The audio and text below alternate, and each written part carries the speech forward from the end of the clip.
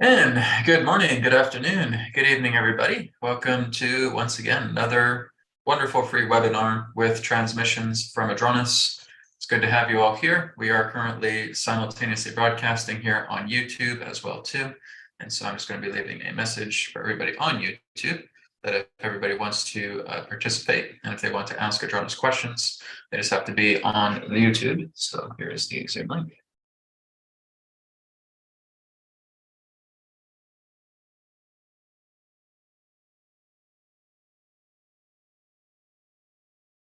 Okay, so I'm just putting that on YouTube just for people who are tuning in. Okay, and we're going to firstly just start off with a bit of a warm-up exercise, and then we're going to go right into the Q&A today as I bring Adronis in here in just a few moments. So again, for those of you who are filing in here onto Zoom, basically we have two different ways of how you can ask questions. Okay, the first way is just to basically raise your hand.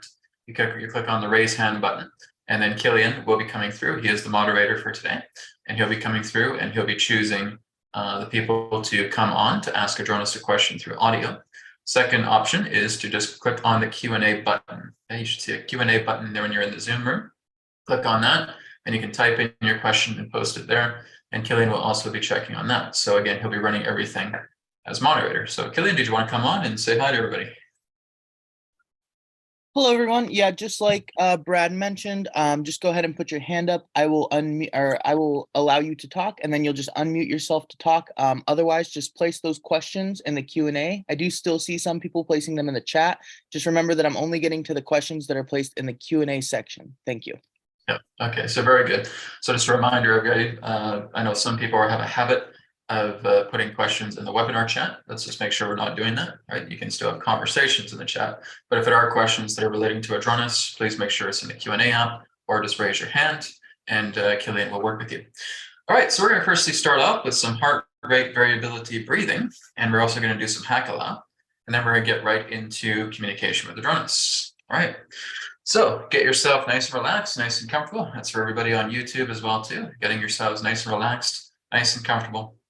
Making sure the spine is nice and straight. And we're going to do 5 seconds in, 7 seconds out for heart rate variability this time. On average, I usually do 4 seconds in, 6 seconds out. We're kind of taking it to the next rhythm here. So 5 seconds in, nose breathing, 7 seconds out, nose breathing.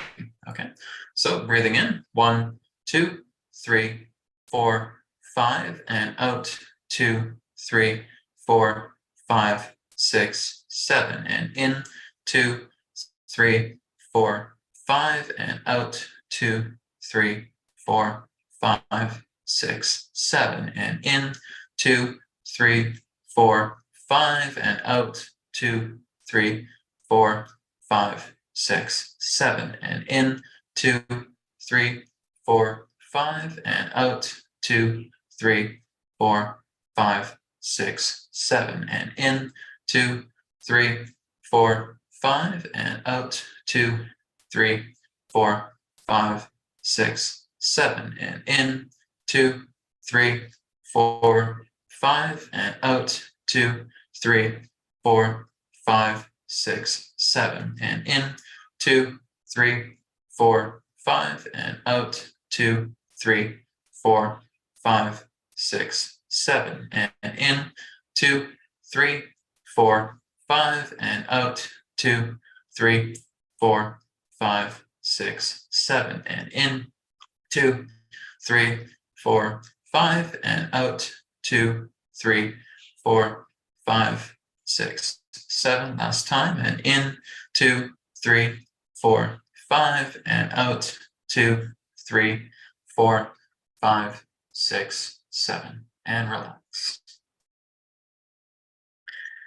And now if your eyes are already open, very good. We're just going to take our index fingers, just placing them in front of our face, just like this, and we're just going to very slowly move them until you see both index fingers at the edge of your peripheral vision, so the left and right side of your peripherals. I want you just to look forward, but you're also just concentrating on the index fingers in your peripherals. So I want you just to be more aware of the index fingers in your peripheral vision right now.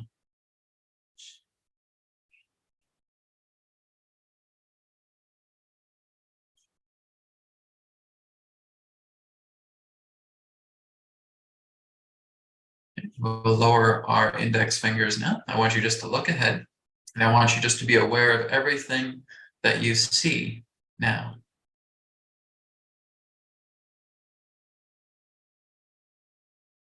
Now I want you to be aware of everything that you hear now.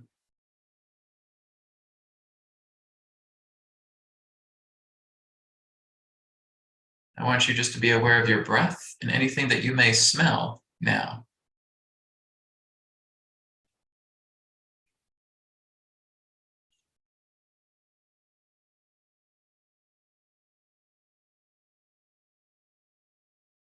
I want you to be aware of everything that you can taste now.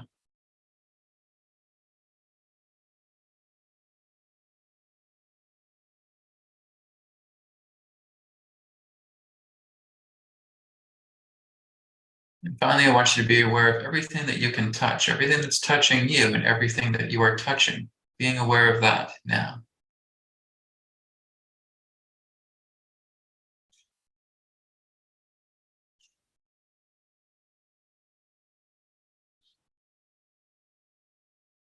And now I just want you to be aware of all 5 senses, everything you see, smell, taste, touch, and hear now. Experiencing it all at once.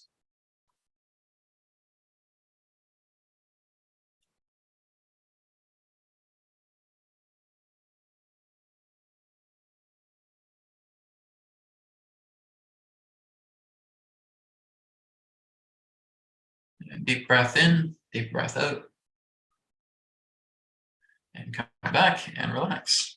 All right.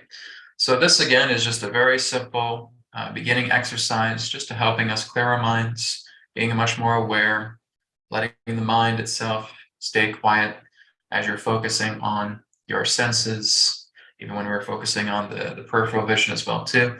These are all exercises just to help quiet the mind, feel centered in your body, in the mind, and in the heart, right? And in the breath. So again, thank you everybody for being here today.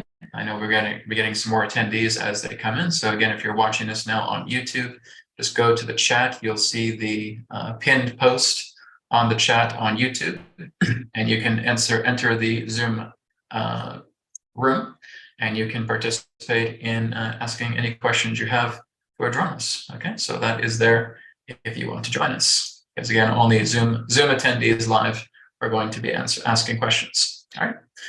Okay, everybody. So again, if you do have questions for Adronis, be ready to either raise your hands or just posting your questions into the Q&A.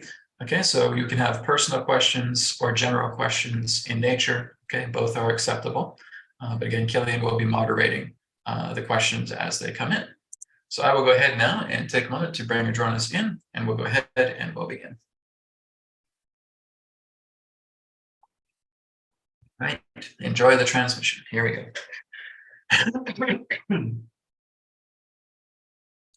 I have a grounding mat underneath me, so I usually try and keep the grounding mat right under my feet. It helps when I go into the state. All right, let's begin.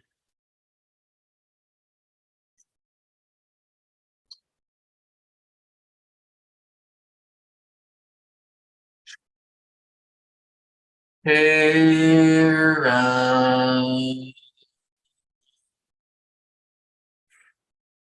soul star.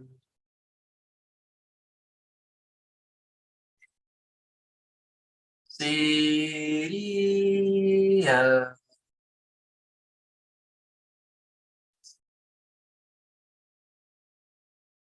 Adronis.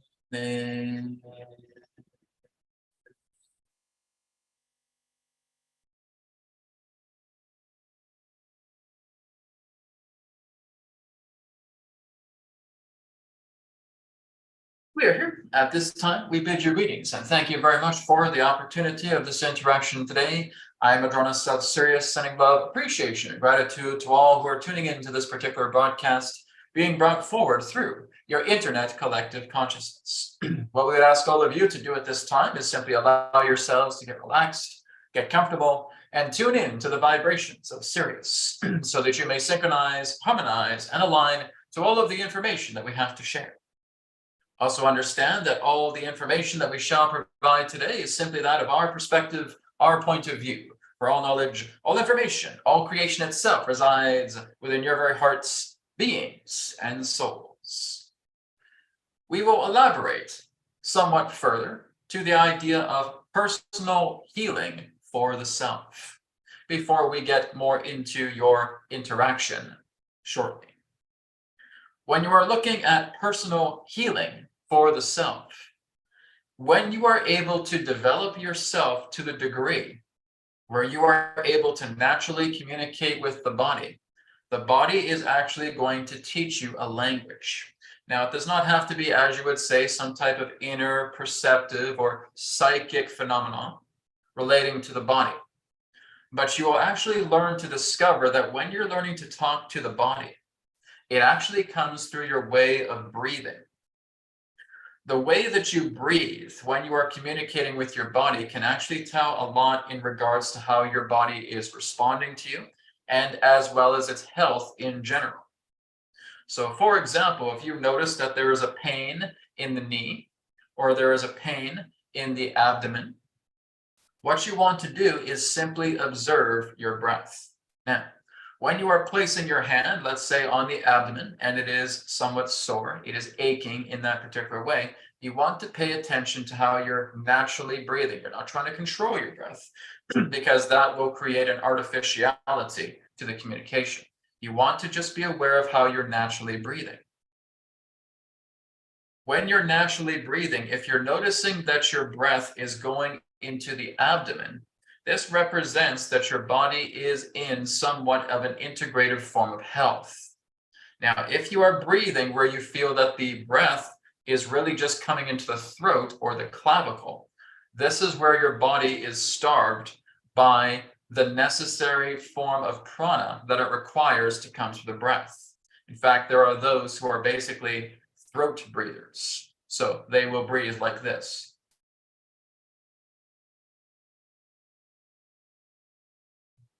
Almost like how you would have a saw sawing lumber.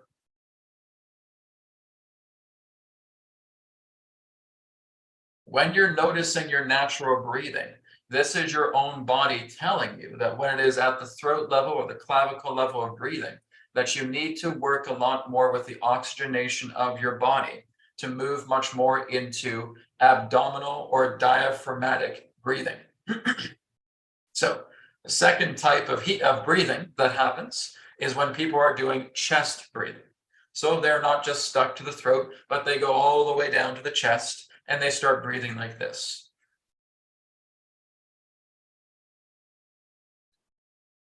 So again, it still does not warrant the necessary amount of breath that your body requires to function properly. So again, some people can breathe from the throat, some people are breathing from the chest. Very few people are actually learning how to breathe through the diaphragm or through the abdomen or abdominal breathing. Just from this particular language alone, being able to detect naturally how you breathe, you are able to remedy up to 75% of your bodily toxic issues.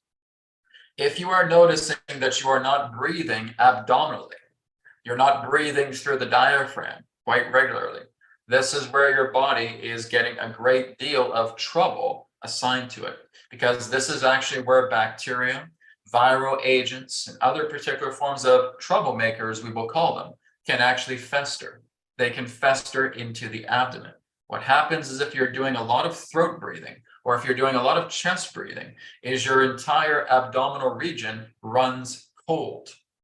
As it runs cold, because it is not really being stimulated, it is not really being exercised, it is not going through states of necessary movement, this is what festers that bacteria, those viruses, those parasites, those fungicides, etc. A lot of the toxins brew within your body because of inappropriate breathing. So again, there are many who only really breathe through the throat and only really breathe through the chest, but they lack the necessary form of prana, chi, life force energy to come directly into the abdomen. And so when you are learning to train yourself where you are manually learning to breathe in and breathe out, where you actually feel your abdomen moving. So when you breathe in, feel your abdomen expanding. When you breathe out, feel your abdomen retracting. And you want to continue to work with that breath, starting off first on a manual level, where you are manually expanding your abdomen and manually contracting your abdomen. As you do this more and more, it will become natural to you, so that your natural breath will go all the way down to the abdomen. As you start breathing through the abdomen, this is actually what's going to assist your body in receiving all the necessary prana it requires to now start working on a sore knee, to now start working on the abdominal muscles, to now start working on the intestines, to now start working on appropriate organs, because your body is receiving the sufficient amounts of prana necessary to make the correction. So this is why we say that working together with the breath in this way can also help you. The second indication that your body is unwell is when you're noticing that there is an area, perhaps a cramp in your shoulder. And again, you're just observing the natural breath. And what will happen is you'll have delayed breathing. You will look at it such as this. The way that your breath is going in intervals, and it's not a clean flow. You're noticing that it is basically going into interval stops. And that is an indication that there is insufficient amount of prana within that particular area. And so again, this is where you want to stimulate the abdominal breathing. As you stimulate the abdominal breathing, take your hand and just place it upon the area that is affected.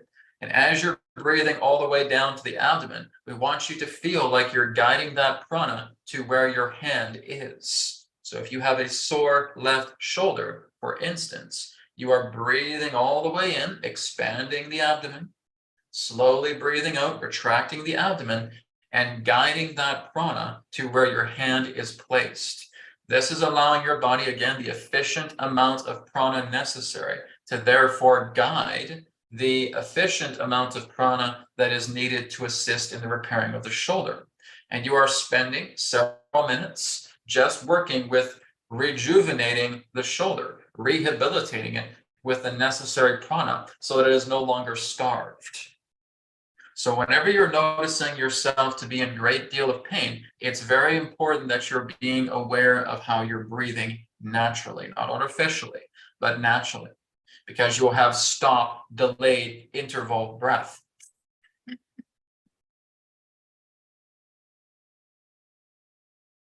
Now, we are exaggerating somewhat through this conduit, but nonetheless, that's the idea.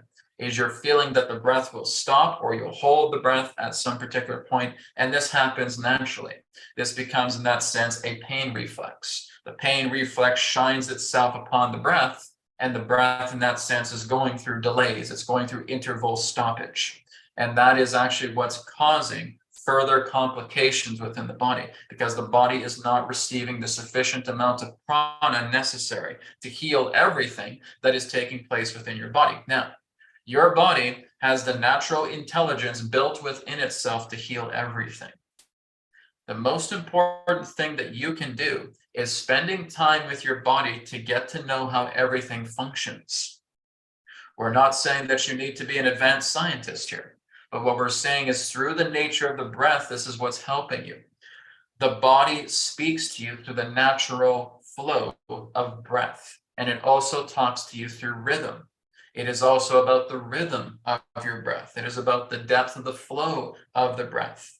It'll even tell you in that sense that as you hold your breath, how long can you hold your breath for? This too also tells you in that sense of the condition of your body. So the reason why we want to emphasize the importance of abdominal breathing is that once you start to get the knack for it, then you're going to notice that you can now start to move forward prana into areas of the body that will assist you in immediate healing for anything that you require.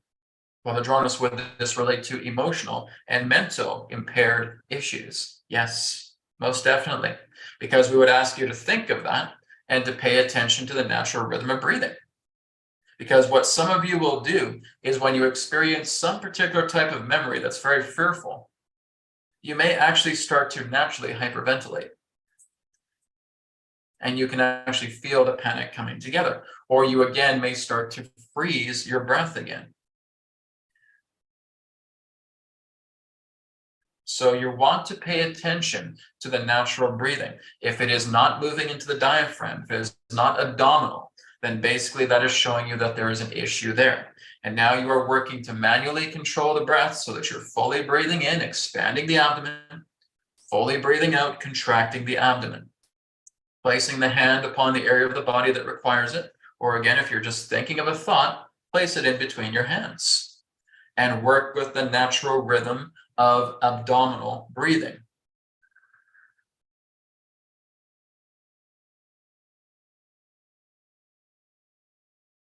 You will notice that as you concentrate abdominal breathing upon the issue in question, you'll start to feel like that issue is starting to shrink away, which means that you can absolutely heal everything in the body, physically, mentally, emotionally, just through your breath alone.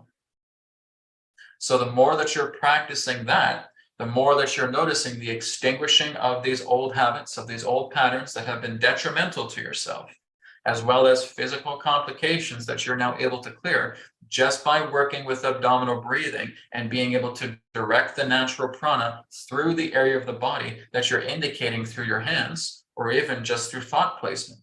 You feel that there's that small nagging itch at the middle of your back.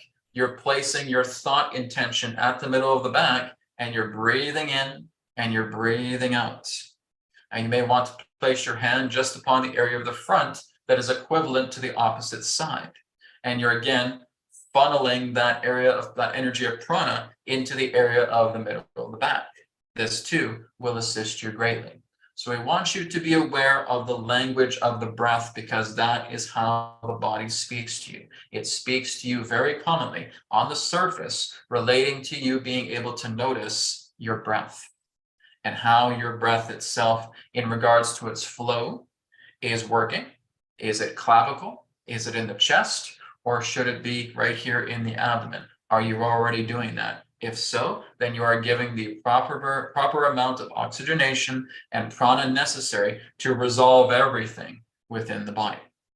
So we want to thank you again for allowing us to share this information with you this day of your time. We will now move forward into your question and answer period. So Killian, feel free to share in regards to the question and answer period any way you see fit. Thank you.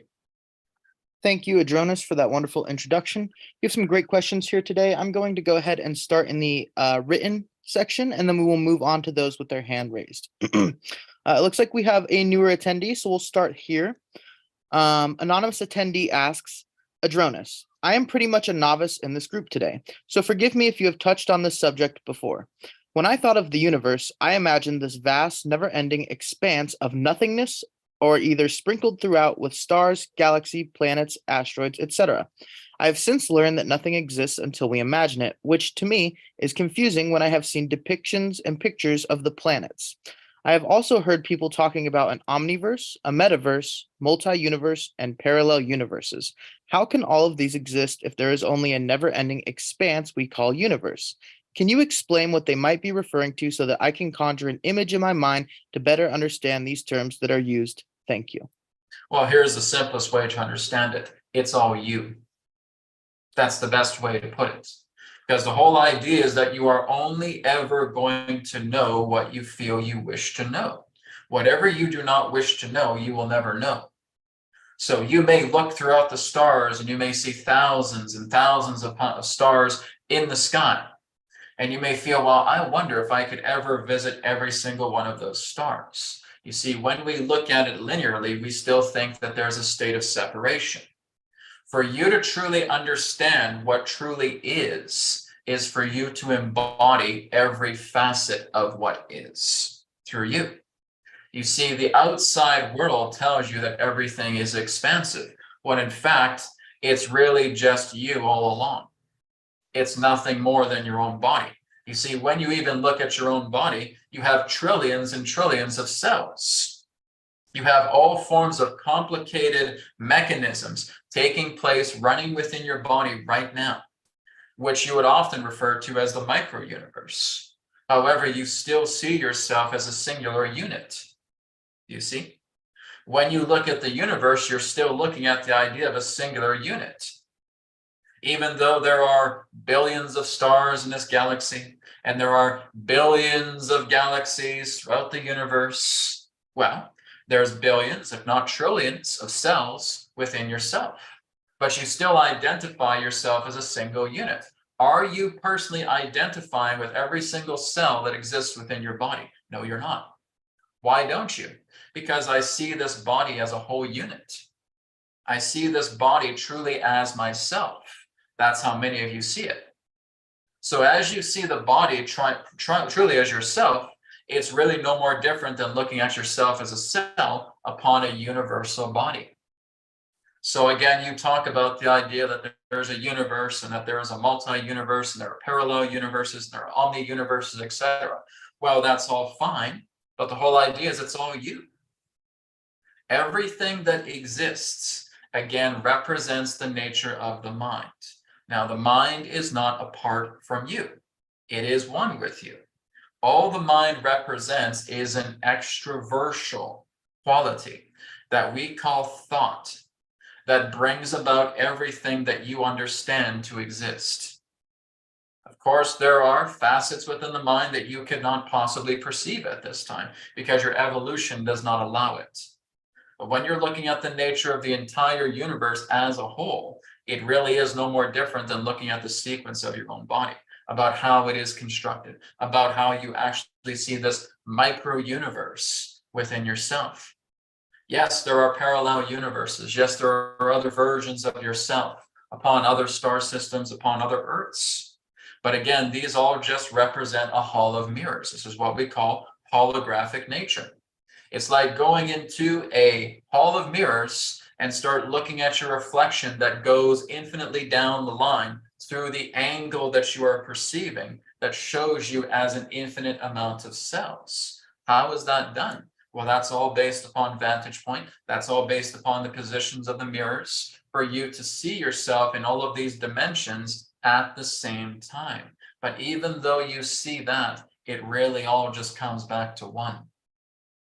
That's the idea. Many of you still feel that the manyness of all that is what's really here, when in fact it's not. All there really is just your space. And the interesting thing is that you've never ever really moved. You, as you truly are, have never actually moved from your space. Oh, but Adronis, I have a body, and I remember that I can go on drives, I can go on walks. I've traveled from one side of the world to another, so I've most definitely moved. Your body has, yes, but you haven't. Everything that represents you, who and what you truly are, has never, ever moved. So it's no more different than looking at a type of simulation, where you all feel in that sense that through the nature of our thoughts, we create things happening.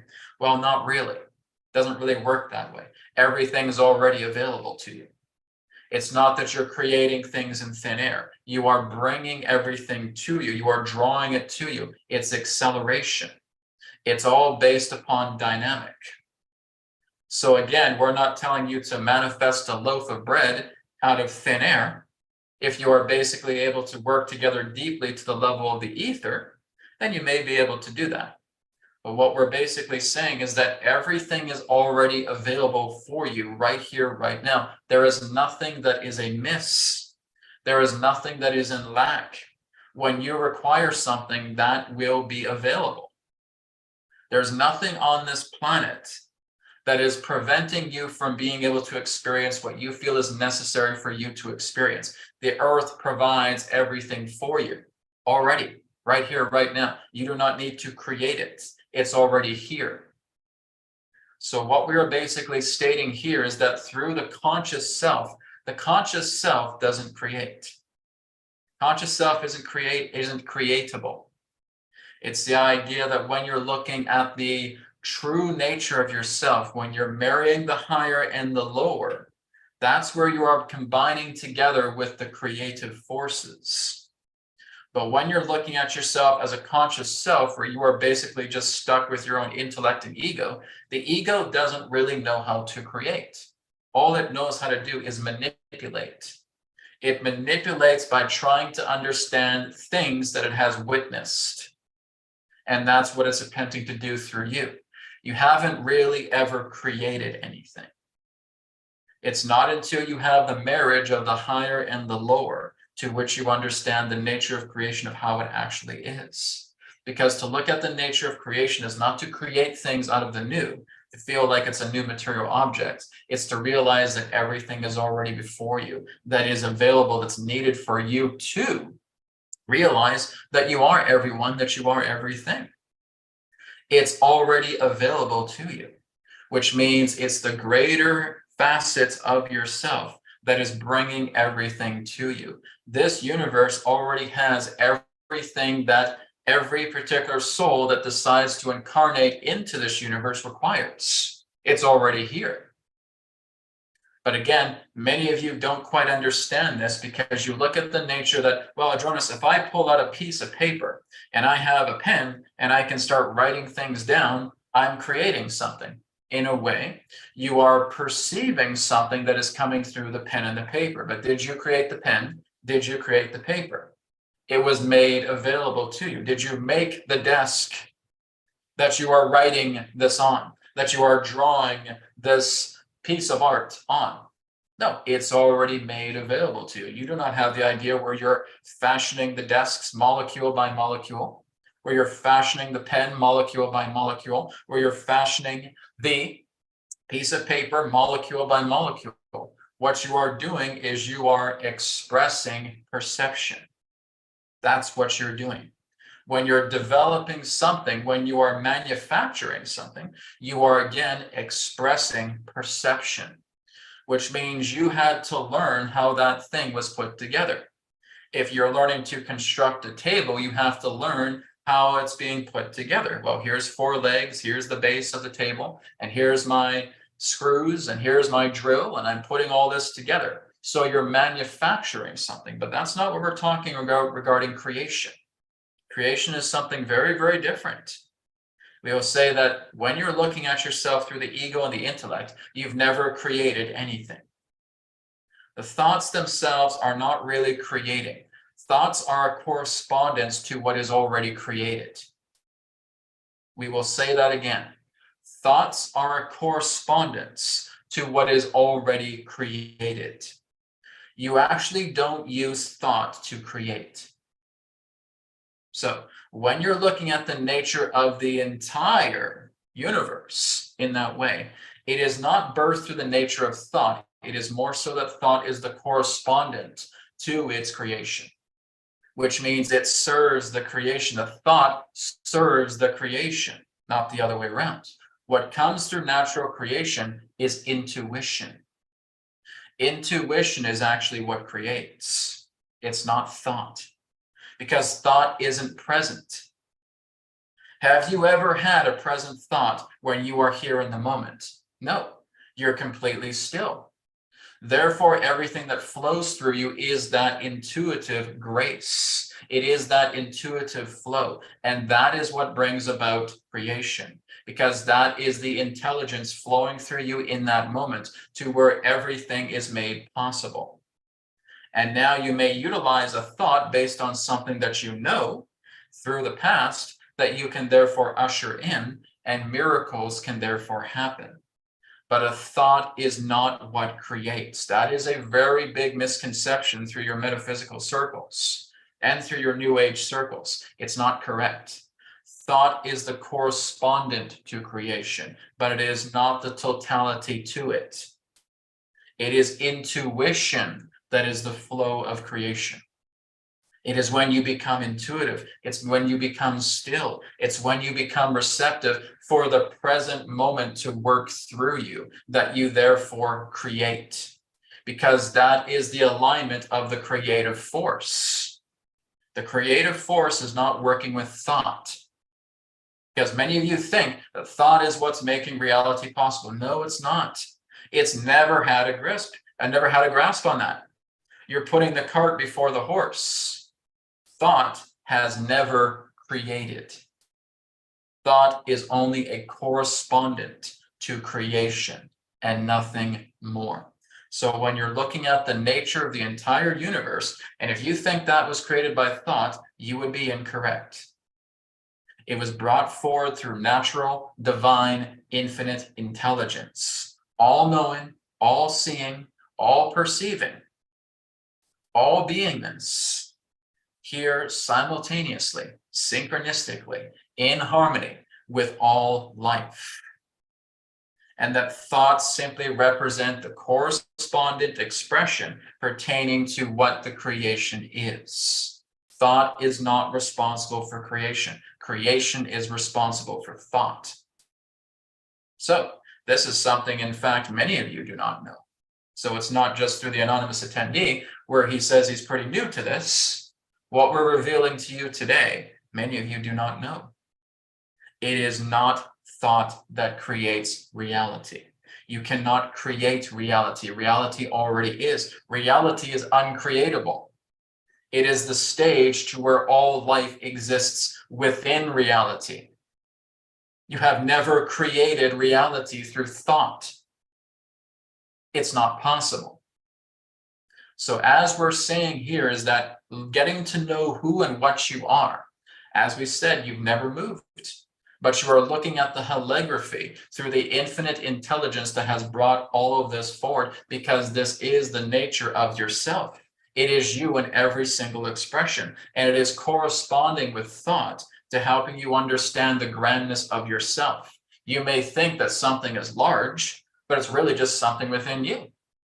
Really, if you shrink yourself down to the size of a molecule and you start exploring your own body, you would think it's quite large. But in fact, it's just you. So it's not so much important about what's large and what's small, what's big and what's tiny, what's vast and what's contracting.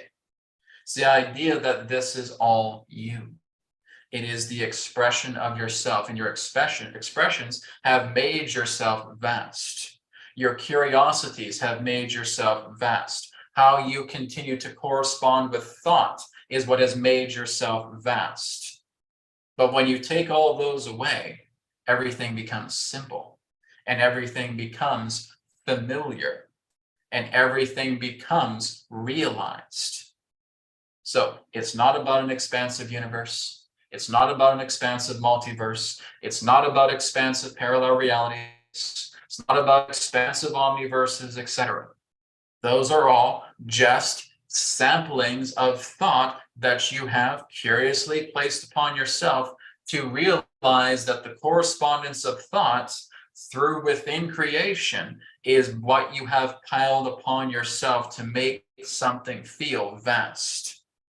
But when you let all of that go, you will see how everything is simple, everything is realized, everything feels much more comfortable with you because you are here in your center, and it is you in the center to where you realize you are that creative force. One who is in their creative force, one who is humbled by surrender, by silence, by stillness, is one who truly knows, this is me, this is I. This is what I am. And now you govern all that exists and all that does not exist, because you do not exist. You simply are. You are the infinite. All there truly is the infinite. The mind is simply the stage. It's simply the screen with images upon it. But when the images are taken down, it's no longer the mind, and all that remains is the screen. And you are the screen that makes everything what it is. That's the nature of you. All right. We thank you for your question. Thank you for that question, and thank you for that answer, Adronis. We now move on to Nina, who asks, this week, the world observes what is called Easter week. Adronis, could you expand on this tradition or give us information of the significance of this tradition in the now times of 2023, or anything you'd like to share with us about it? Thank you, Brother Adronis. Well, a lot of it all comes down to Christian faith. It really comes down to the nature of Easter, as it does represent originally in its context a harvest time, a time of harvest. But it again has basically moved itself much more into the nature of commercialism. That again comes through fragmented, distorted ideas of religious fundamentalism that has therefore been commercialized over time. There are much more deeper meanings for it, but we would suggest that you work a little bit more in investigating that a little bit more. But really, it all comes down into the idea of harvest time. All right? Thank you for your question. Thank you, Nina, for that question. And this will be our this will be the final written question before we move over to some of the those who are raising their hands. And another anonymous attendee asks, "What is the death experience like?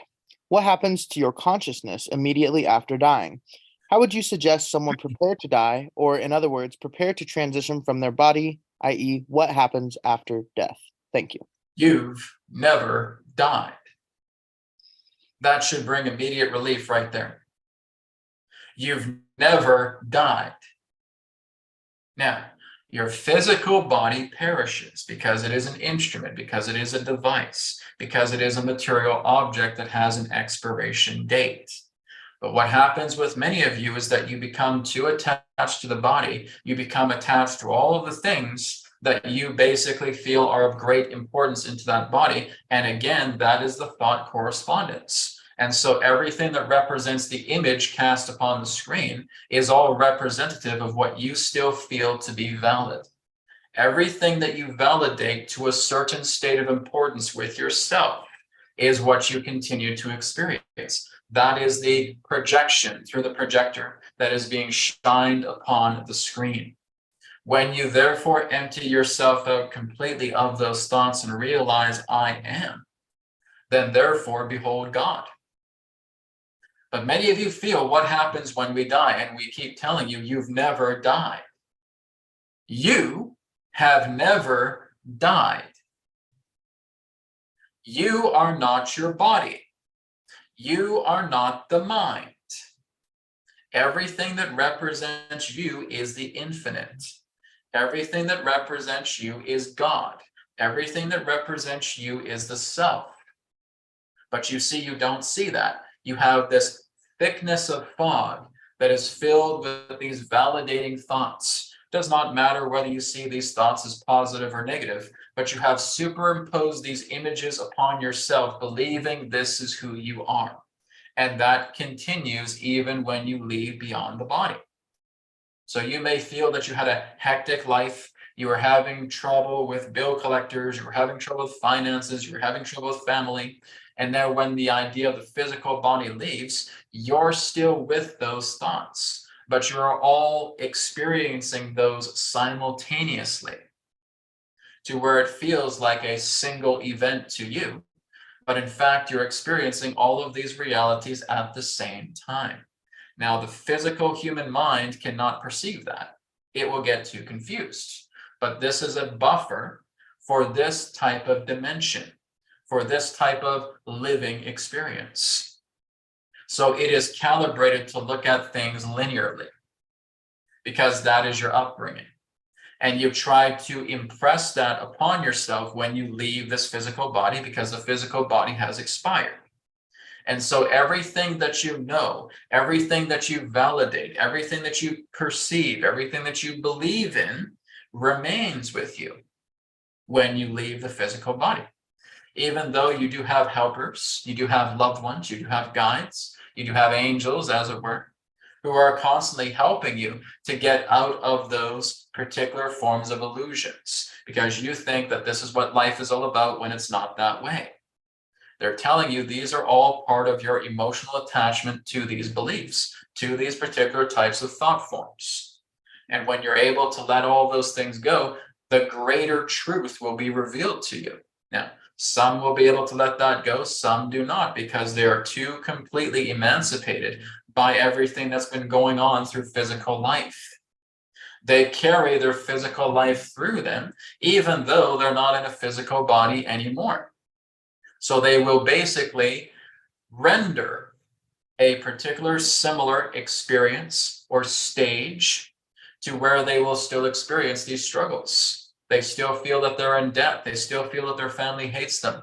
They still feel that they're abused. They still feel that they're victimized. They will still try to manufacture those feelings. And again, the stage will be set for where they are attempting to manufacture those feelings.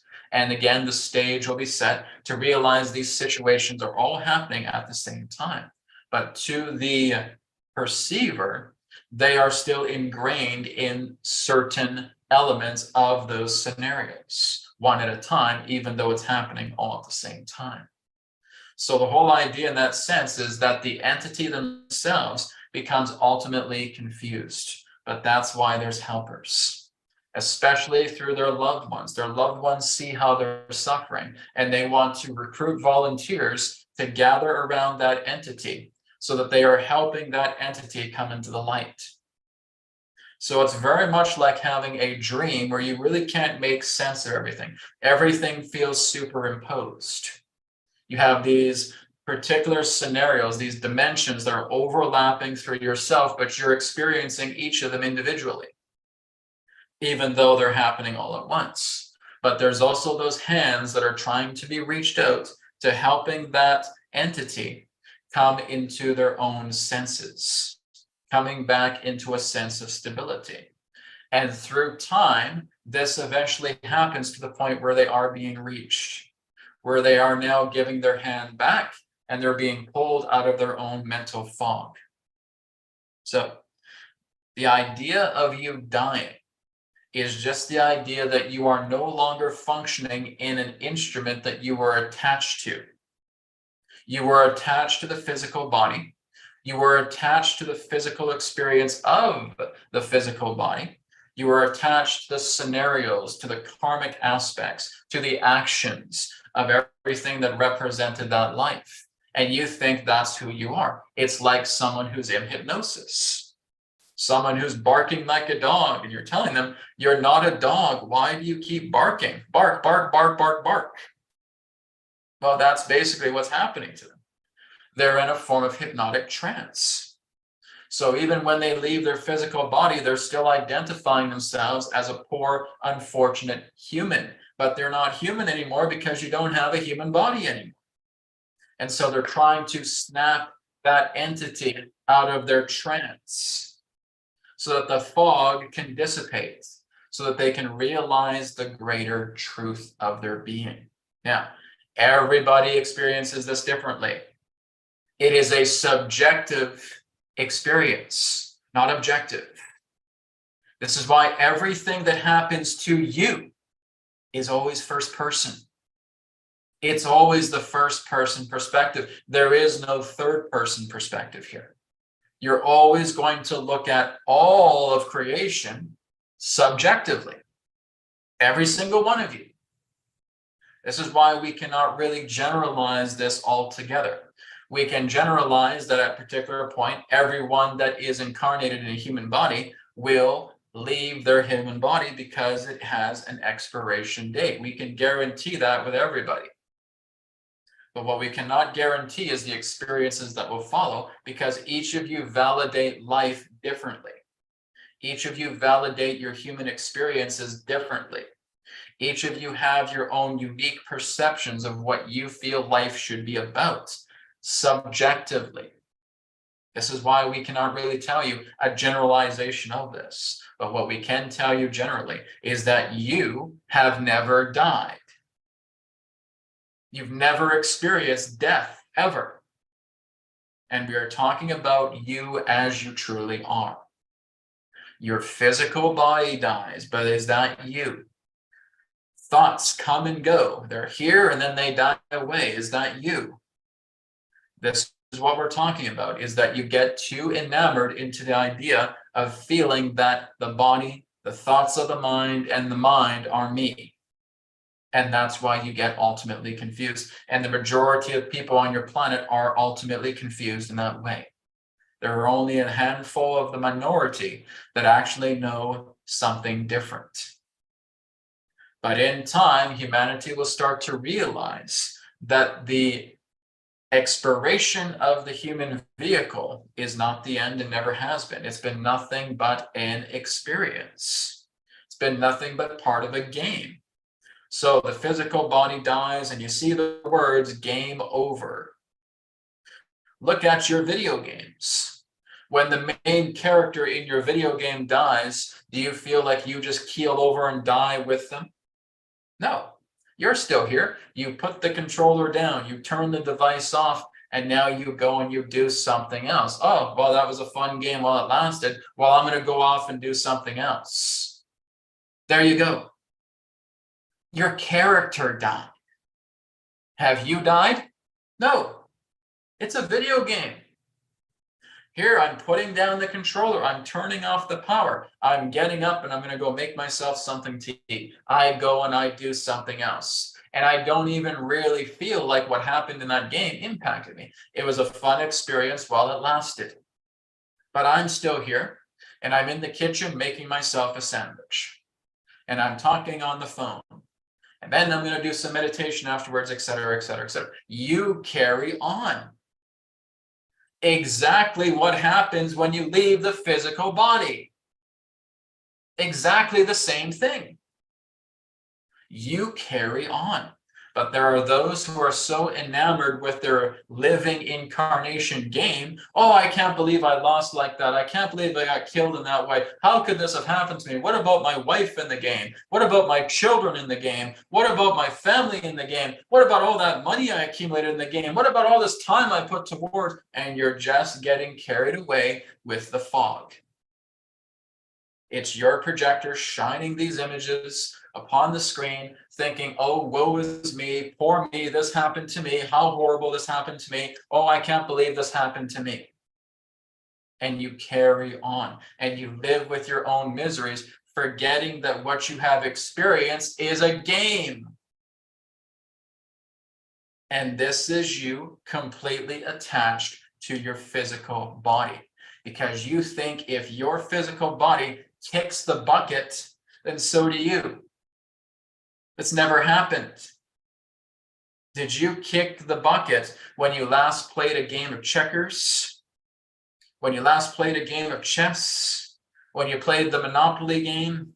When you turned on a video game and you turned it off? Did you just suddenly keel over and die? No. It's the same principle.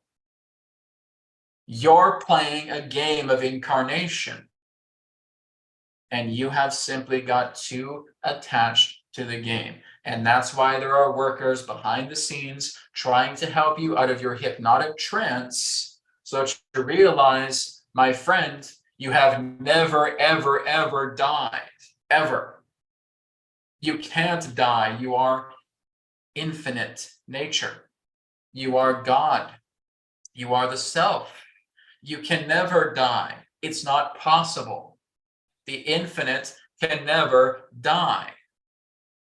And that is what you truly are. But you don't know it. You think you're this body. You think you're this name. You think you're this identification card.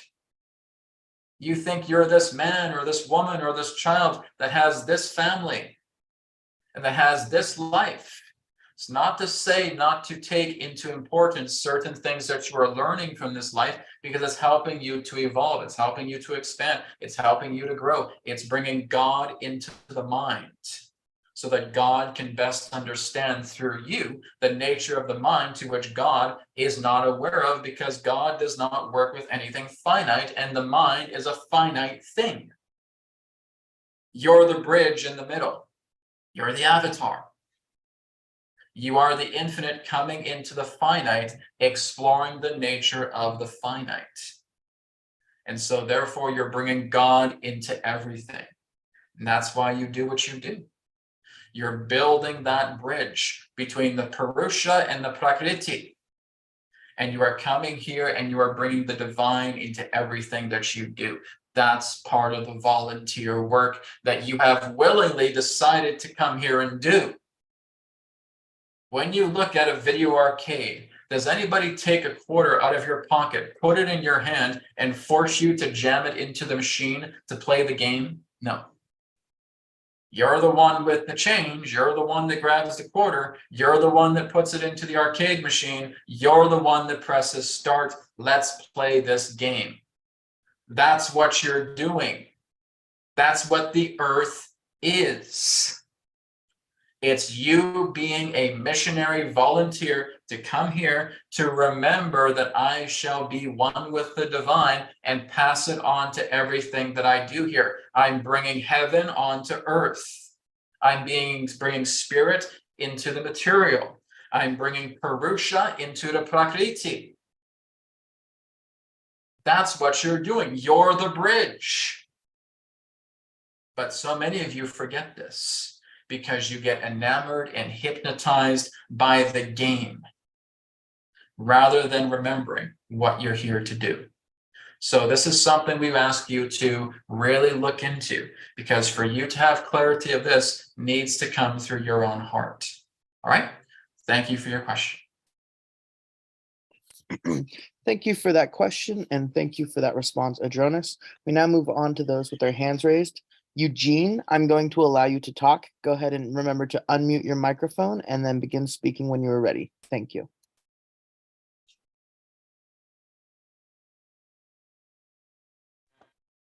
Hello, Adronis. How are you? Hello, Eugene. We are perfect. How are you? Good, good, good. I have a first question. For the last couple of years, I've had a hard time attracting female companions in my We're life. having a little bit of a hard time hearing you, Eugene. Would you speak closer to your microphone? Yes. Is it better right now? Is it better? A little bit. Yes. So my first question is, through the last couple of years, I've had a hard time attracting female companions in my life for relationships. And I'm just wondering, is it because that I still live with my mom and I haven't been out on my own, or there's a deeper cause that I haven't addressed yet? Well, the whole idea is how you see yourself pertaining to those relationships, like what you just described. You basically look at the idea that your own shame comes from yourself, and you're basically leaking that shame upon the idea of the relationships because you think you're this type of person. And that's what creates the hurdles when you're attempting to go into a relationship. It's how you see yourself. But me living still with my mom and not my mom because I was told by others that this is partly hindering. No, it doesn't matter what you're being told by others. It's all about what you think of yourself, because part of you is ashamed for that. So the shame in that sense does not have to be there, but that shame is what you've placed upon yourself because you may have felt the ridicule of others because you're still living with your mother. And you feel that because they may be somewhat uneasy with that, you have adopted their uneasiness to come through yourself that produces the shame. I see. But what about this concept when somebody, a spiritual person, told me that it's because you still have that attachment to your mom. The universe isn't able to bring somebody else until you let go of that attachment and start living on your all own. they're doing is leaking their own beliefs of what they think your life is about upon you, to which you are therefore accepting in some way, which creates this shame. I gotcha.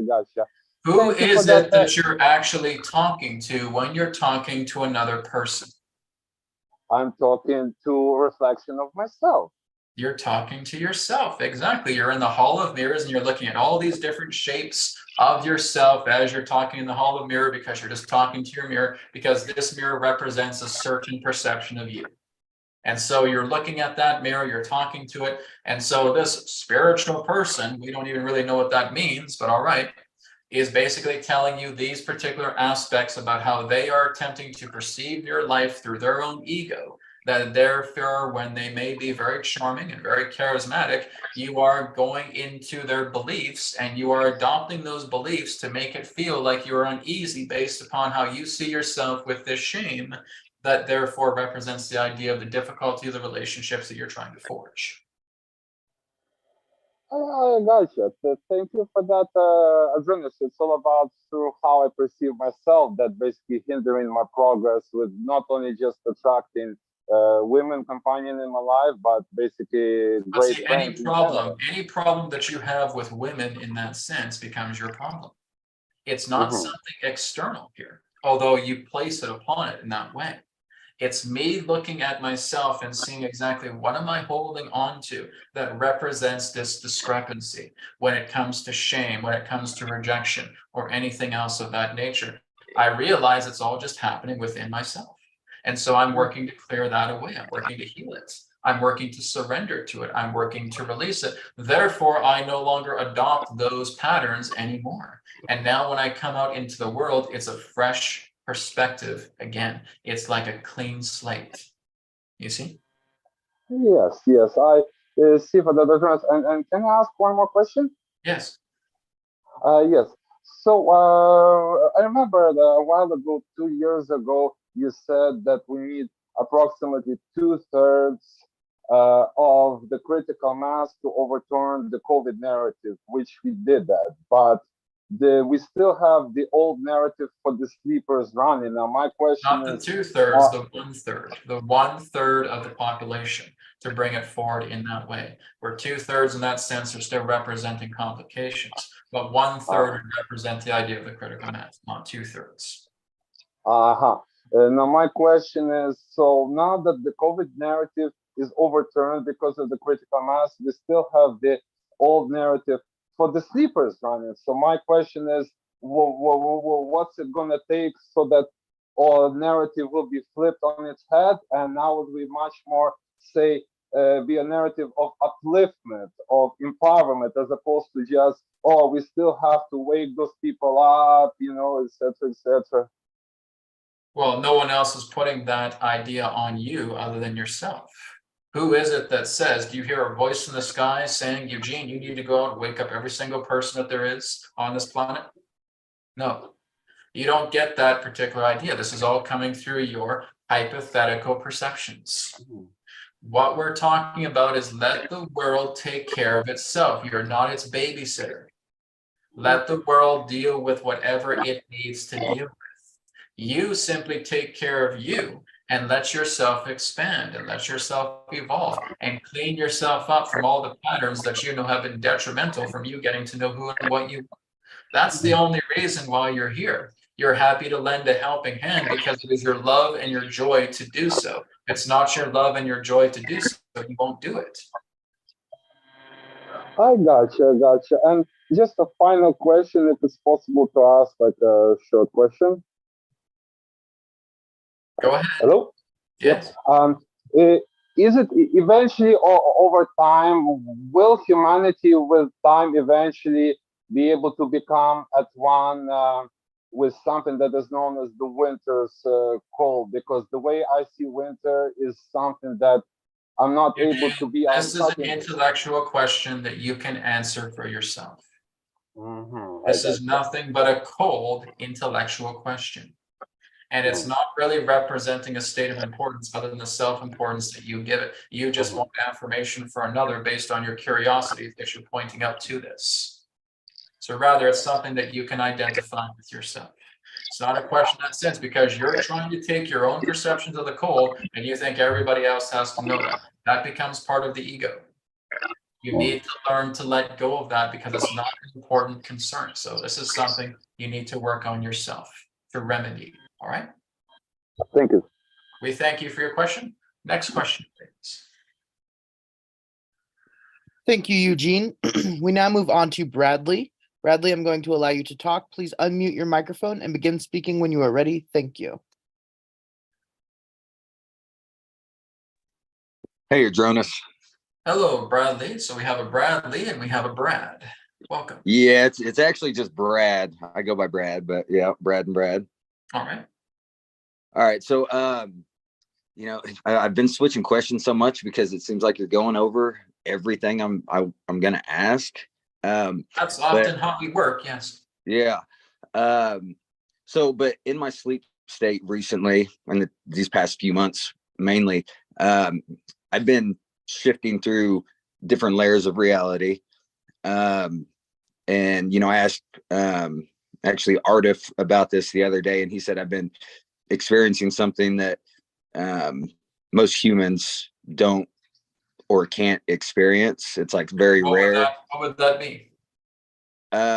Just the I guess the layers of reality, like how deep I'm going into these layers of reality, and like how deep I'm in, like entangled with these other layers of reality. Because what you experience when you go deeper into the layers. So what brought that question up was I had, you know, a dream, but it felt like another reality that I was living, where I was being tortured. I got stabbed in the hand with a pencil, and every time I would like pass out in that dream from being tortured, like it continued all night long, I would wake up in my bed, and then when I fall back asleep, I would wake up back in that other reality, continuing on that same, you know, reality. But then when I woke up the next morning and actually looked at my hand, there was a small bloody hole in my hand, or on my hand, where that pencil went through. Here's the thing. You manifested that injury because of how real that dream felt to you. Okay. So that is a manifestation of your own mind, because you are perceiving it in a very vivid or lucid way, basically telling you when you got stabbed in the hand, you put the mark there. Nobody else did that. You did. So it's not really uncommon. It is actually, in that sense, we're not saying it's absolutely common, but it's not uncommon as well, too. In fact, there are those who we have talked to throughout the past that relates to people who have actually injured themselves because they've made the dream so vivid to themselves. It's no more different than being here in physical reality. Yeah, I mean, I know I definitely being didn't cut injure by myself. a particular paper cut. That paper cut can come upon your hand. So again, it just becomes another layer of vividness. That's all. So that's not really even the question I wanted to ask. I got off kind of off topic, but so the other night in my sleep state, you know, before I went to bed, I set my intention to connect with my guide and explore the astral. And I had a astral projection experience where a light came in, pulled me out of my bed, took me to a ship in space, and like the back of the ship opened up, but it was weird. I was like binded, and like my arms were like stuck to my chest, and like it was really crazy experience. Can you tell me a little bit about that? It feels like you have had two occurrences of torturous situations. Now, we would ask you, in your physical life, is there anything that's happening within your physical life that would represent a relationship to those torturous based experiences? Yeah, no, I get where that's coming from. I totally understand that stuff. Because this is all just dreams of restriction, nothing more. What's that? This is nothing but dreams of restriction, nothing more. Okay.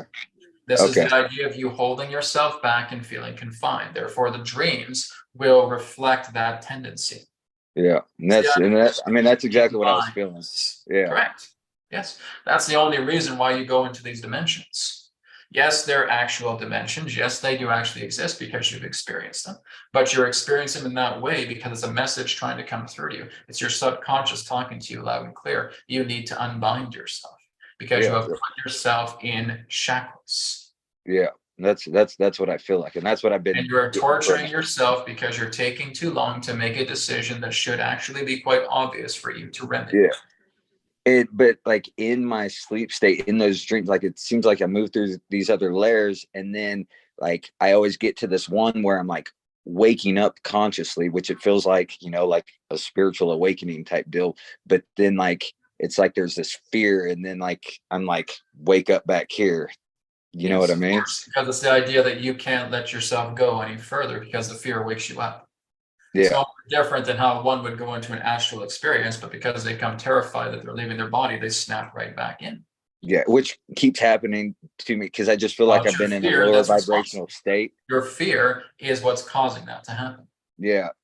And for a while, I didn't even know that that's what was going on. Like every time I'd start like falling asleep, I'd had this like pop and the snap, and like I didn't know what was happening. Just recently, I figured out the idea of the astral body projecting out of the physical body through the detachment of the pineal gland, to which you're there moving into a transient state. Yeah, and well, I've known about astral projection, but I just didn't know that that's what that was actually taking place. Well, I've that's tried what to, you're consciously witnessing. The pop in that sense relates to release. It's what you would refer Yeah. to as like a mechanism in that sense. That's Yeah. actually dephasing the astral body, where you're becoming much more conscious of your astral self. yeah. And I just feel like the only reason it was scaring me, or has been, is because I've just been in this like depression and low vibrational state. And that's And something so, you need to work with, because you're choosing to be in that state. yeah, I get it. And it was just the, like, I don't know. So, all right. Well, thank Everything you. that you experience in life is your own lead. It's following your lead. You're always leading the dance. You see, reality can't lead a dance for you. You're basically taking life by the hands and saying, let's do this dance. Feels like a very violent dance, but that's what you're doing. Yeah. And you don't know that you're doing it because you're in a trance. So nothing outside of you happens to you. Everything that you are is being projected onto the screen. You're the projector. You're the image being cast upon the screen. The screen will only show what you're projecting, whether you are conscientious of it or not. So you're always leading the dance. You're leading the dance by the type of people that come into your life, by the type of dreams that you have, by the type of experiences which you feel are detrimental or beneficial. You're always leading the dance.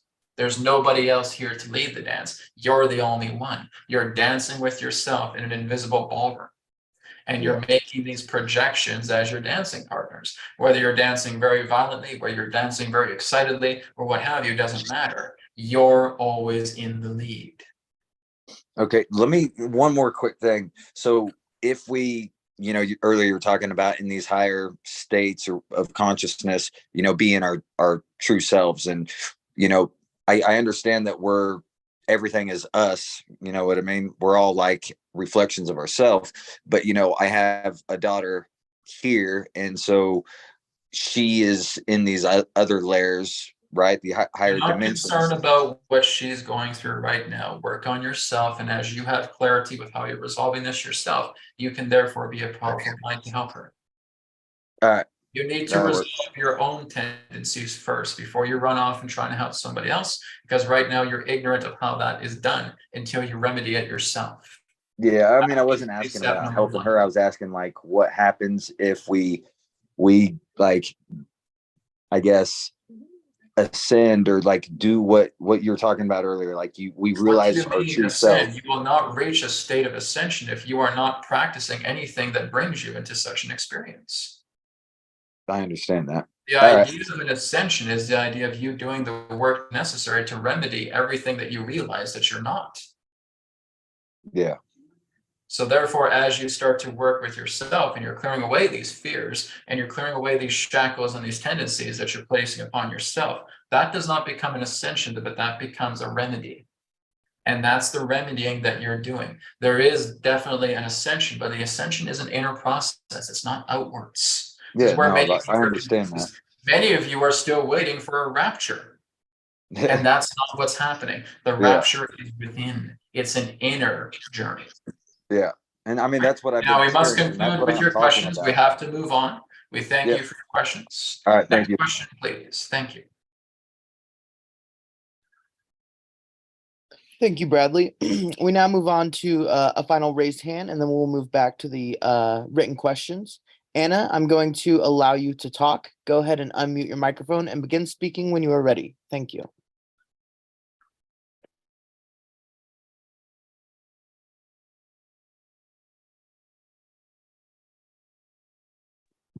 Go ahead, Anna, when you're ready.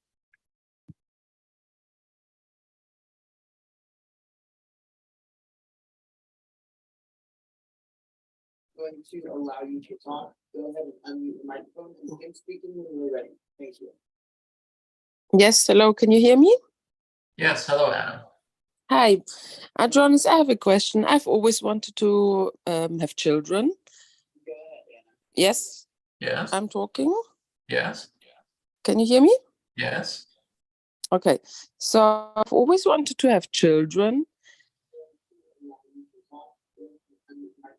You are getting feedback on your end, so you may want to put on a pair of headphones.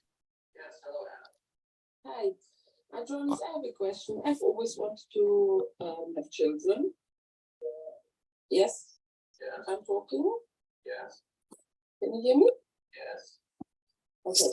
So I've always wanted to have children. Anna, I'm going to give you about 15 seconds to go ahead and try and Let us come back to Anna later, please. Yeah. Kelly, let's move on to someone else. Thank you. perfect.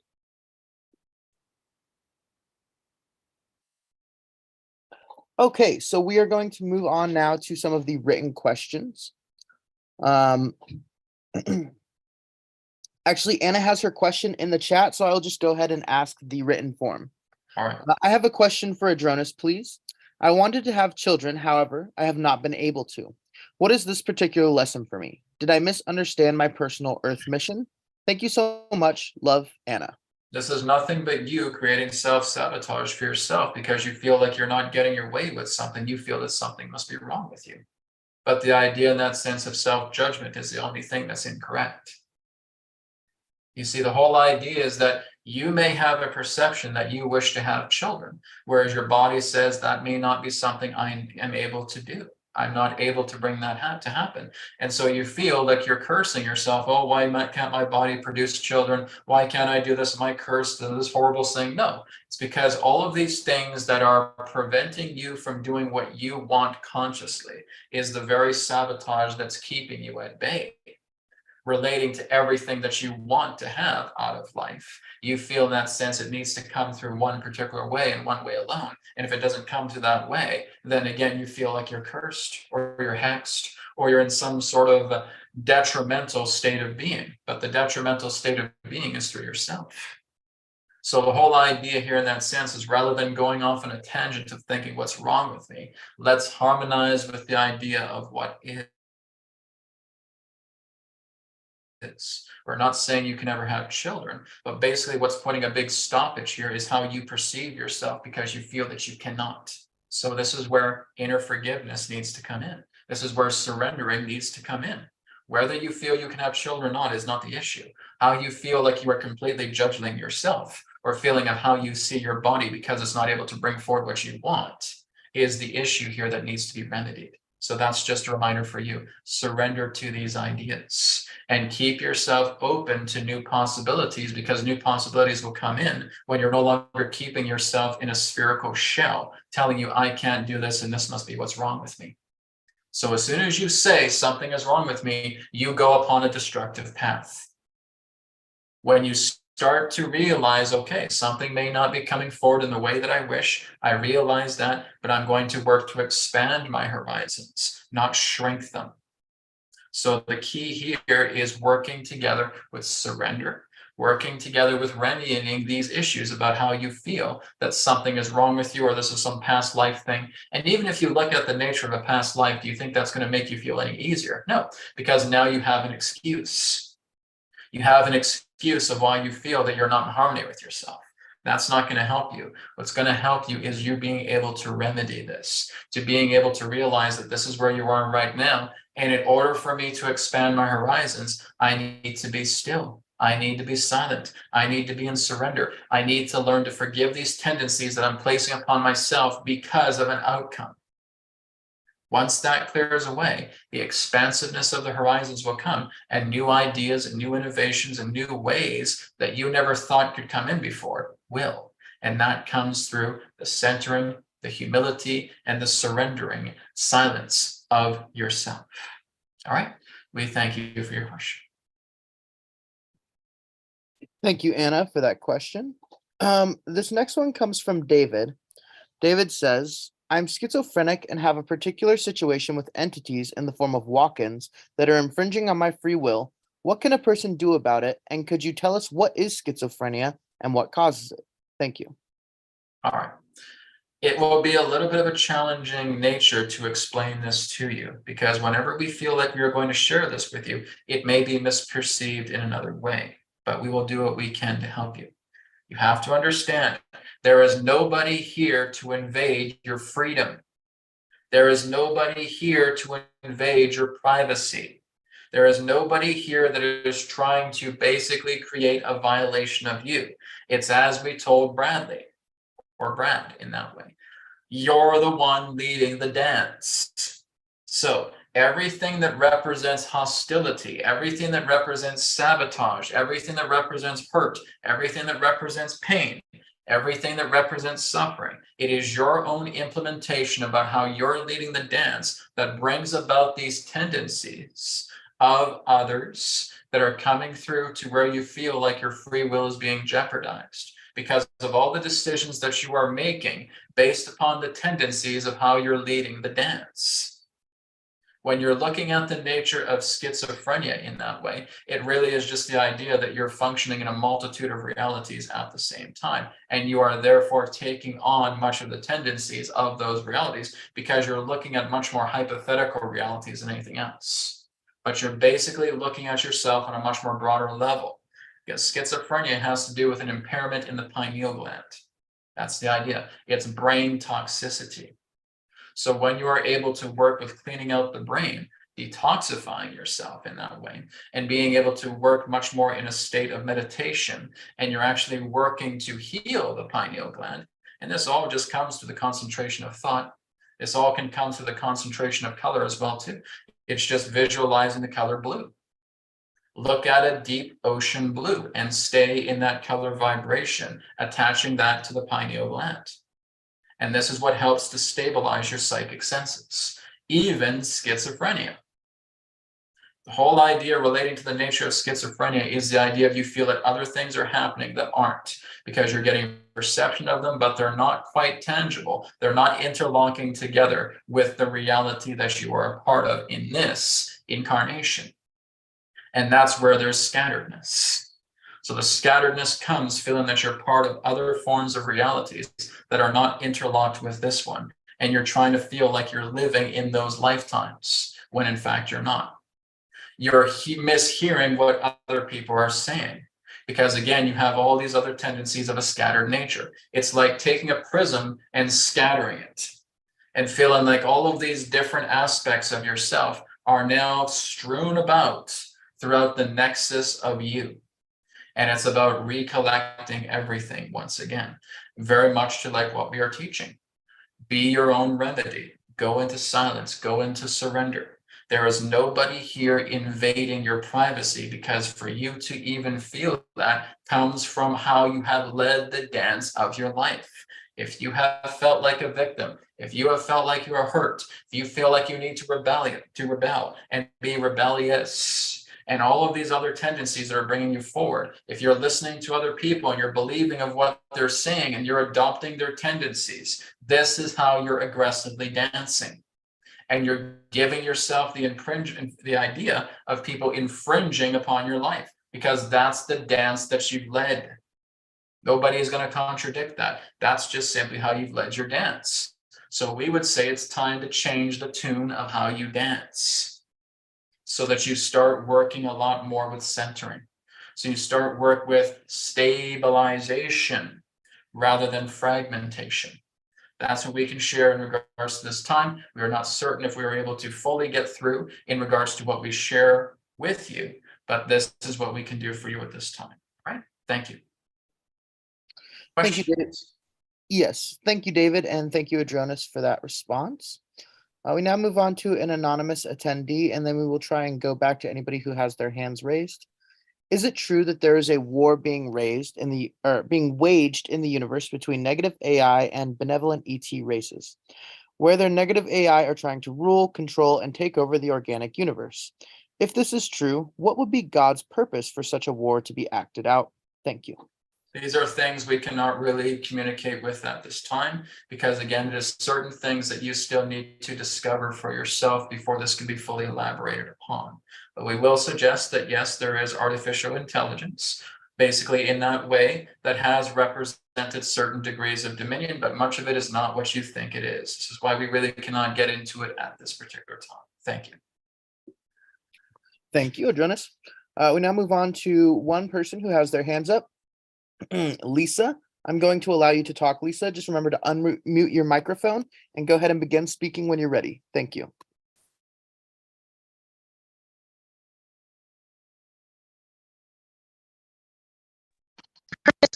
Over, and I want to ascend We are not able to hear you. Please repeat.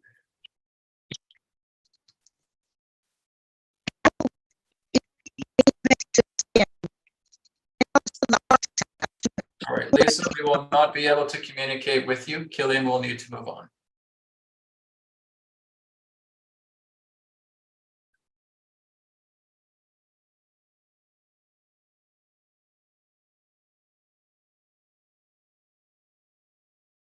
Killian, are you with us?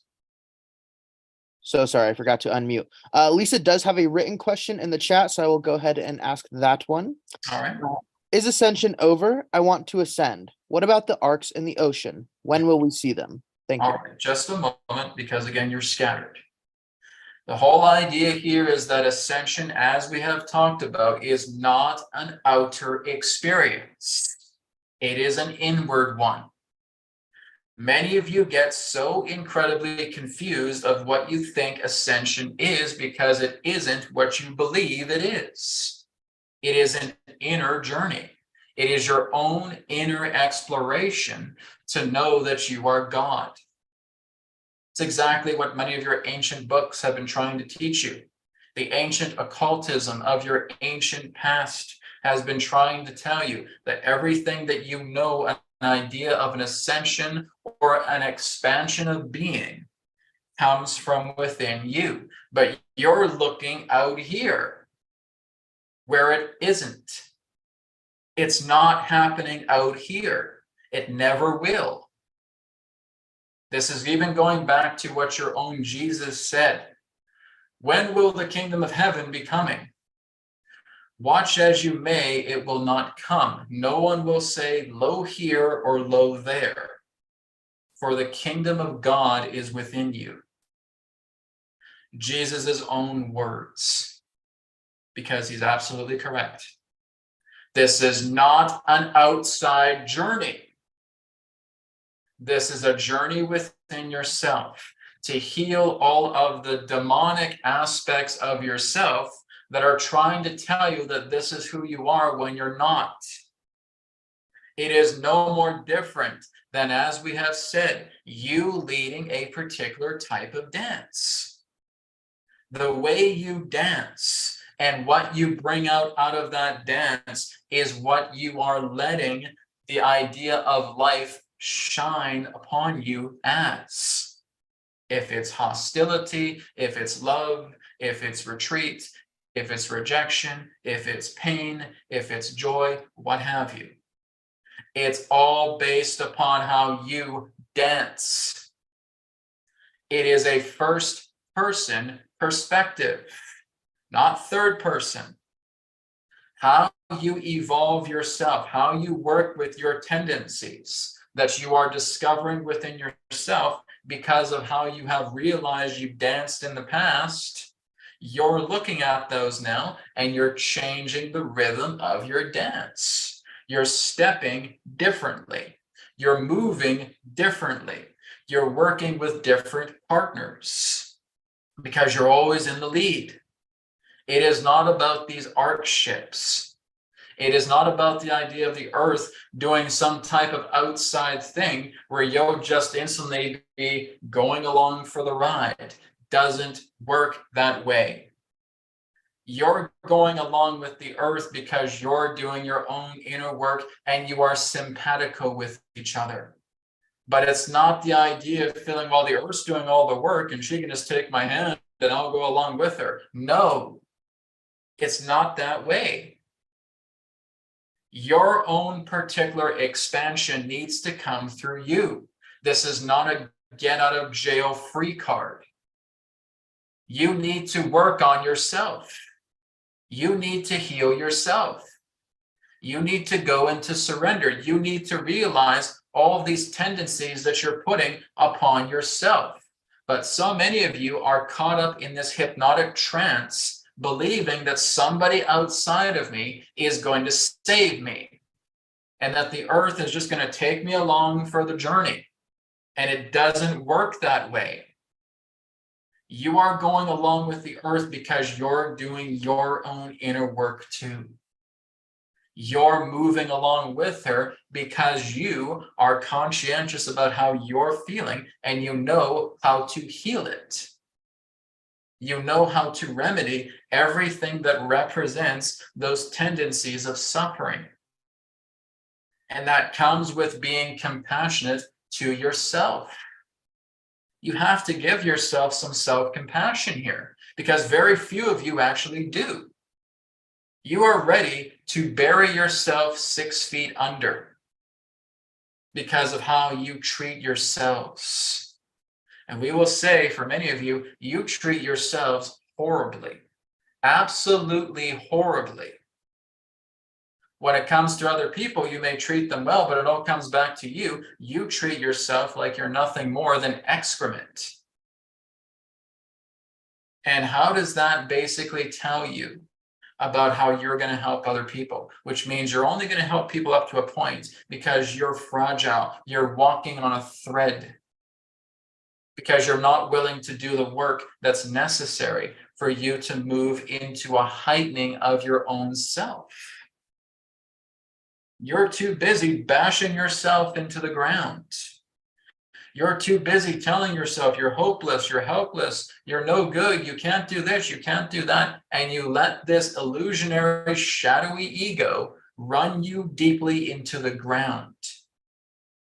Because you're not willing to work with yourself. How do you expect to work with others? This is not a get out of jail free card. This is not the idea of someone grabbing you and say, come on, I'll take you up to the promised land, and there you go. And if that is what you believe, then you are surely mistaken. You are deluding yourself by believing that. This all comes down to the idea of serving yourself first. Not second, not third, not fourth, not fifth, but first. And when you are there and you're working with yourself because you do want to be well, you do want to remedy these things, you do want to see who you really are as the true infinite nature of the being that you truly are altogether. There's nothing secretive about that. And no matter how many times we teach many of you to do this, you don't. Because you think it needs to come another way, when we're telling you it doesn't. You think your sanctity is out here, and it's not. This is nothing but the projection screen. This is the gauge telling you about yourself. You haven't even got to know who you really are yet. How do you expect to advance when you don't even know yourself?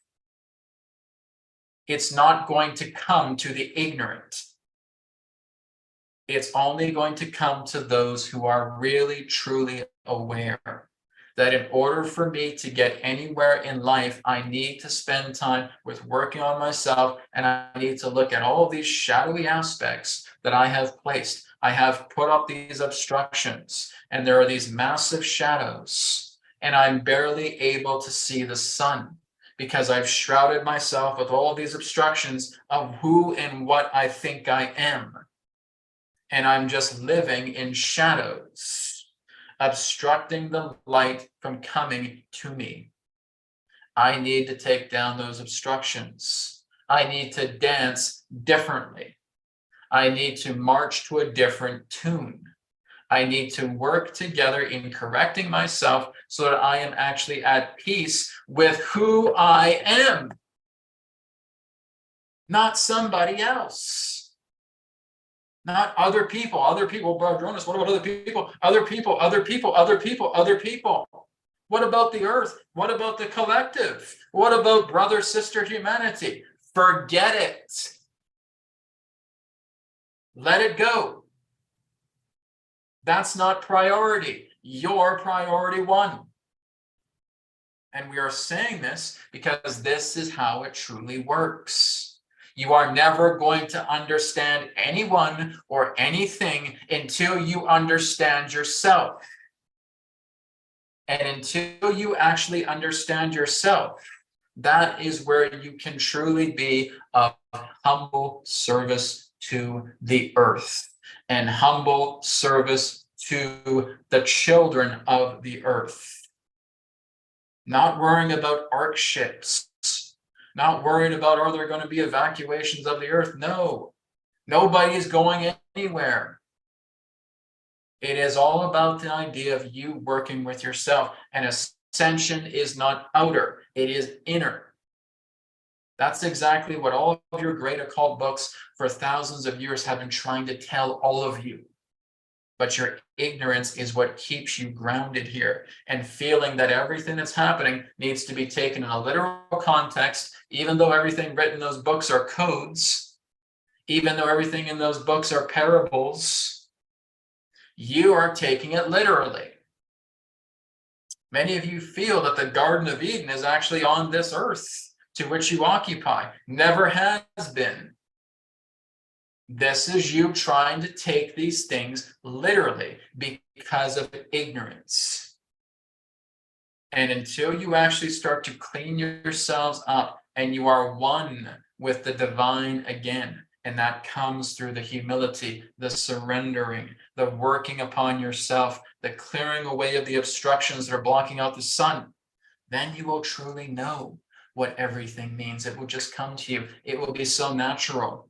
It's effortless. But we want you to really grasp this idea and to really pay attention, because your ascension is not out here. It's in here. It's always been in here.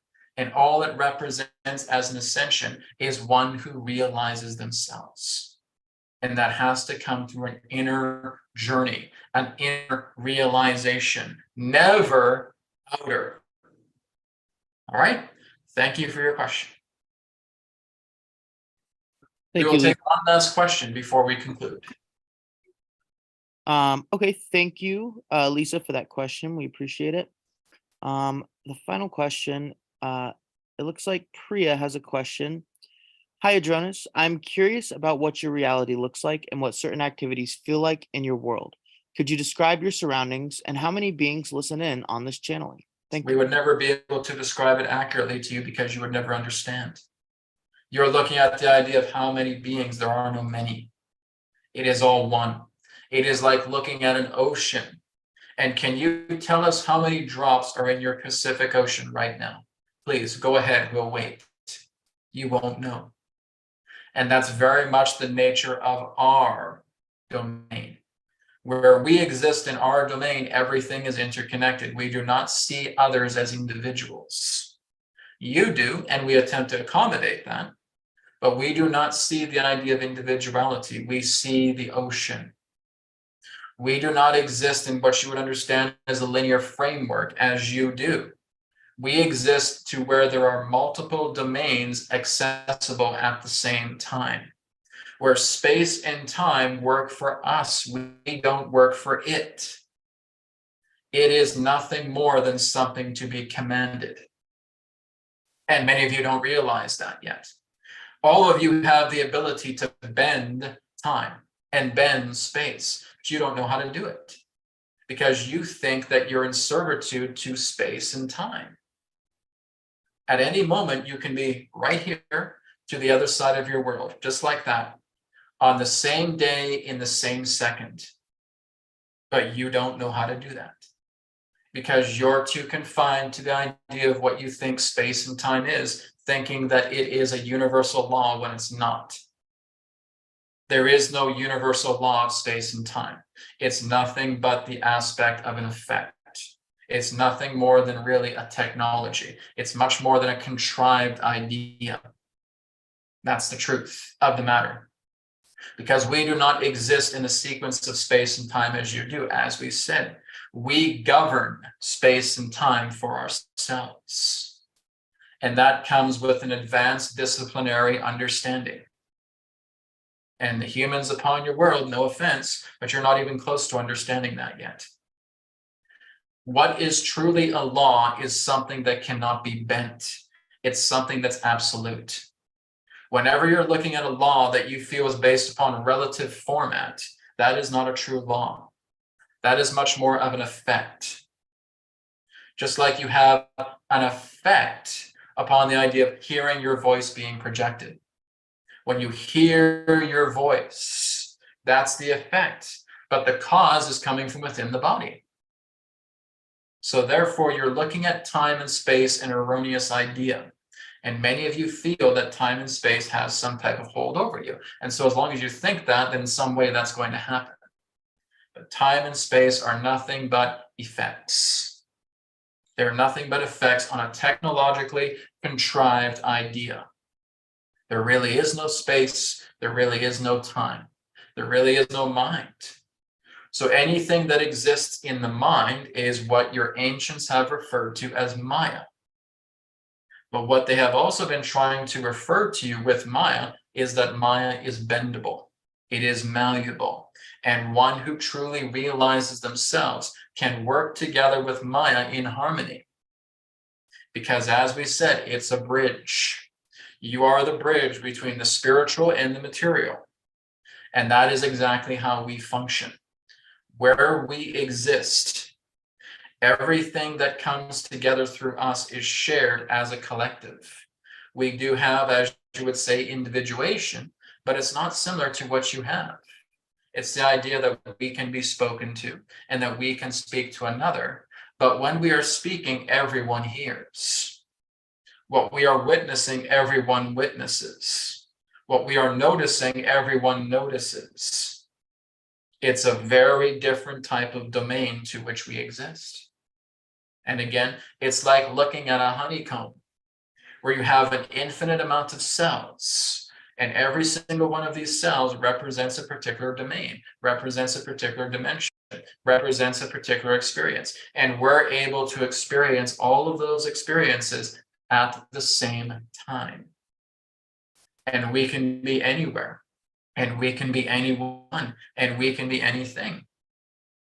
And then the idea of what we truly enjoy is very much like what we're doing right now, interacting with the ocean of life, not seeing you as individuals only, but looking at yourself as all of the collective nature of a vast ocean to even we still do not fully grasp, to which we still are attempting to understand in deeper ways.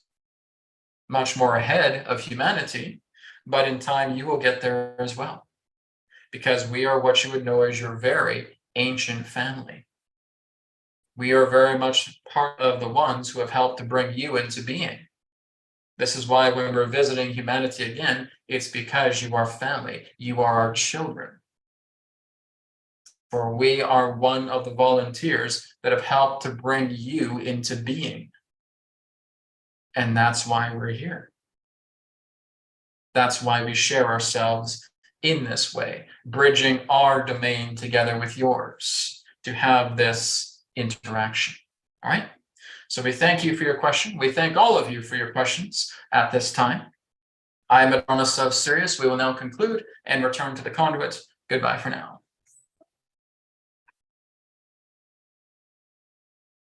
Okay, great. Thank you very much, everybody, for all of your questions today. Had a really great time. Hope you guys have enjoyed the feedback that Adronis was sharing. Right? You know how bold he is. So there you go. Now you know that's kind of where Brad gets it, I guess. All right. So Killian, thank you very much for being on today. Really appreciate all of your feedback and your assistance as well, too. And thank you, everybody, for all of your questions today. I'll be back again in 2 weeks for another transmissions from Adronis here on Zoom, simultaneously broadcasting here on YouTube. Thank you, guys. Hope you have all enjoyed yourself. And I'll speak to you again in another perspective of the now. Om Shanti, Shanti, Shanti, Namaskar, and may it be well with you. Bye for now.